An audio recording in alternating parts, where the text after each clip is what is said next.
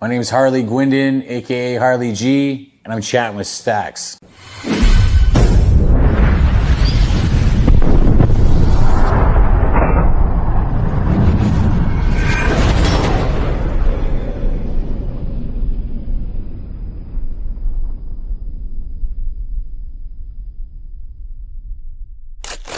Welcome to this episode of Chattin with Staxx. I'm your host, Bill Staxx, and today I got Harley Guindon. So what's your prospect period like for an individual that just, hey, I want to start prospecting? It's a year. It all depends on the individual. I'm not just taking guys off the street and bringing them into the choice.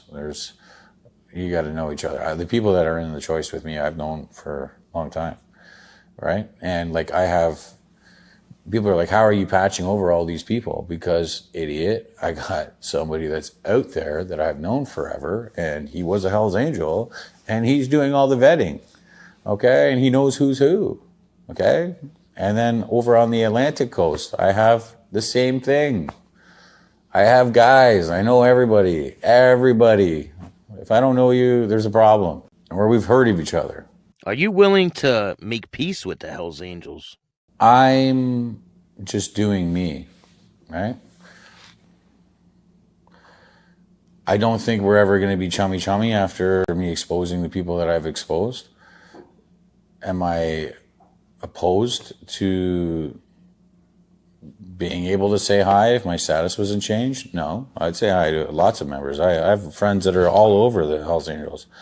My problem's with these little cancers that are in the Hells Angels, or the ones that have big mouths that I just want to shut up. So, like, shut up.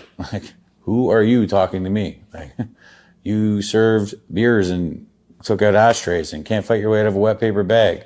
It's not even like you're rich. You don't have any stripes. And you want to talk shit to me? Shut up.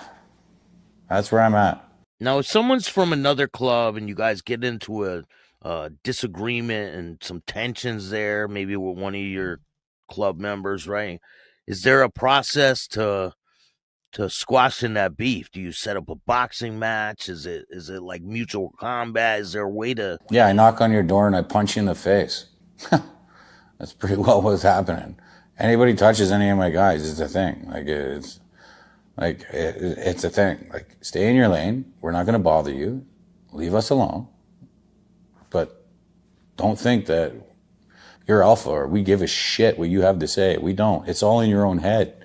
You believe in your own head, all your bullshit. Me, I don't care.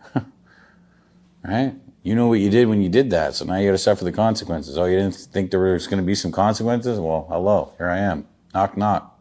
Where did this fake patch come into play? And can you explain to the people about the different patches? Okay, so the other devil head patch is not like the one behind me and not like the one on my shirt and my hat. Okay, so when there was a disbandment with some Hells Angels that were friends of mine, they wanted to resurrect the Satan's Choice patch. So when they resurrected the patch, they wanted to change it so that there wasn't an issue with the Angels, because they pretty well own the name, so to speak, even though they don't. And I've already paid for the copyright just to clear all this. I'm waiting for the lawyers. I paid $8,000 for the copyright of the Satan's Choice off of the owner that everyone can Google on the internet.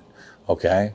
And I'm awaiting that to come to me from him and his lawyer. So just to clear that, the old patch he was part of. Okay? I mean, not the old patch, the fake patch. So he was part of that. And then he bought the real patch too. So the Angels didn't own the patch anymore. So that's why I talked to Wayne that owns the patch, and to get the opportunity to buy it back, and he graciously allowed me to do that. And I'm just sitting here waiting for his lawyer to produce the paperwork signed. What's the difference between the patches? One's a little bit more cartoony, whereas this was like the old school patch. This is the real patch. The other one was a made up patch with the same name, Satan's Choice. What do you want people to remember you for? Balls to the wall, baby. Right? I'm righteous. I just don't care. Whatever happens, happens. As long as my club flourishes, then if I had to be the catalyst for whatever needed to happen, right? That's irrelevant. I know my club's going to run and ride and continue, so I'm good with that. What has happened already, I'm already ready to go. Whatever. Don't care. But it's going to be a good one. It's going to be a good show.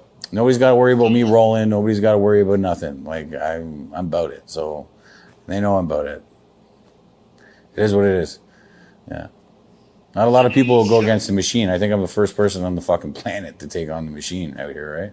Yeah, pretty much by yourself. By myself, yeah. You're not by yourself. You have a whole club behind you, but pretty much by yourself as the face of it. Yeah. Does every charter operate on its own? Meaning, Yes. I don't have any control over anything that they do. Paperwork's been signed that they're their own charter, right? That way I don't get pulled into what you guys call a RICO or what I call a conspiracy, right? If anything does happen. Whatever anybody does is on their own accord. It has nothing to do with me. It's no direction from me to them. I'm smarter than this, okay, guys? I've been on 4 huge projects. I know what to say and what not to say. When it comes to this shit, I just don't care about what happens with it. So it's irrelevant. I'll talk about it. It's not like I didn't know anything better about talking to the media and doing all this shit, but I just don't care. It's already out there. You can't put the shit back in the donkey, just like one of my OGs used to tell me, right? now, if one of your charters does get caught up in some illegal activity, what would happen? God forbid. That's on them. There's rules though. They're not allowed to do certain things also. So like, it might be bad for them with the consequences from our club. Because we're not trying to be about that type of shit. How's your dad been, and what does he think about the revision of this club? Back, I don't know, probably 10 years ago, he gave me permission along with one of my other guys to start up the Satan's Choice, right? And we went into depth about it, and we had his permission, and then his dementia started taking on, right? So it's like he forgets the day tomorrow. I mean, he forgets yesterday, so there is no real tomorrow other than enjoying the day, right? When he gets around and he sees the patch, he's uplifted. 50 guys running around taking pictures with him. It's a good day for him, right? So I love giving him good days. I look forward to tomorrow's big day. Tomorrow's the first day that the 3 founders have been together: myself, Don Norris, the original, and then my father. We're gonna do some pictures, have some cake, have a good time, surrounded by a bunch of bros. It's gonna be an amazing day tomorrow. Is there any Satan's Choice members from back in the day that are upset about the revival of this club? 80-20 positive. And I got some pissed off angels that were choice, but I don't really give a fuck. You guys sold out. Like, I don't fucking care. I don't care. At all. Fuck you. You don't like what I'm doing? Fuck you. Are you going to get your Hell's Angels tattoos removed? And is there a rule to get tattoos being insane? There's me removing it. There's a void symbol through its head. I got an X on this one. And the rest you can come get them. What about people getting tattoos that are in Satan's Choice? Is there a certain period of time that they need to be in the club? There's guys that I've been riding with for a long time, right? That I've let get the tattoo, but it's supposed to be a year. So my ignorance only comes from my local club, right? So when I'm raw, it's not a blanketed fuck the Hells Angels. It comes across like that because I'm so ignorant. But I have such a bad taste in my mouth because they didn't do what they're supposed to do that I could just spit in the majority of their faces. There's only a couple I wouldn't because I love them and they're old timers, right? So when it comes to the tattoos, you're supposed to wait. That way you don't have to deal with having to get it removed and blah, blah, blah. But it is what it is. Now, are you going to have an out bad status for people who maybe end up being no good that are a part of your club now? Yes, but there's a panel. So, this is the thing that the Angels are missing. The Angels, there could be 8 guys in a room. It's all over money, right? It's not even like the guy's in debt. The guys are just envious that he's doing good for themselves. So what do? They want to take what he's got. Typical street shit, right? Bam, let's squeeze this guy out. Now we take what they got. Ooh, yeah, right? Well, now we pick up all these guys you've kicked out, but you kicked out more than what you have, right? And everybody's pissed off. So what's happened now is I've developed a panel. So if you're in a room and this is your charter or your chapter, right? If they want to kick out Dave, The people that want to kick out Dave, the problem, they come to a room. Now, if you're in Ontario, I'll be part of that channel. So what will happen is we'll all sit around and just around a table and we'll discuss the issue. And if I don't deem it and the person that I'm with doesn't deem it an outable offense, right, then we'll let them figure it out, however they need to figure it out. If they need to break away from rooms, one can go over here, one can go over here. But there's none of that kicking somebody out on bad for no reason anymore. You have safety now. That's what makes our club so good, right? It left such a bad taste in your mouth. Bad status should be like when you really, really, really fuck up. Like you can't talk to everybody ever again because you were making money and you wanted my money and you made up a fucking story and like if you steal from the club or you sleep with someone's old lady.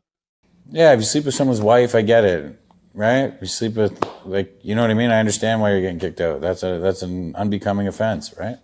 Yeah. Yeah, you should be able to trust your old lady. I've had my best friend's old lady fucking sleep on me in the fucking airplane, fucking sleep in the bed beside me. I'm not touching your old lady. I'm not that guy. I won't do it. So, and not saying that she would either. I'm just saying, out of respect, I'm just that guy. I'm just all code, right? I'm very, very, very code. So I expect all the other people to adapt to that. If they don't have it like they were born with it, I'm going to teach you the best way I can. And if you're a piece of shit, I'm just going to see if you're a piece of shit, right? Someone did that to you, didn't they?